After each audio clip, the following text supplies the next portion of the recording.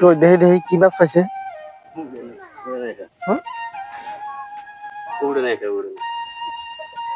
আহা ভাই, এই যে এত কষ্ট করে খেয়ে দিলেন, আমার দর্শক দেখলে তো রাগ করবো ভাই।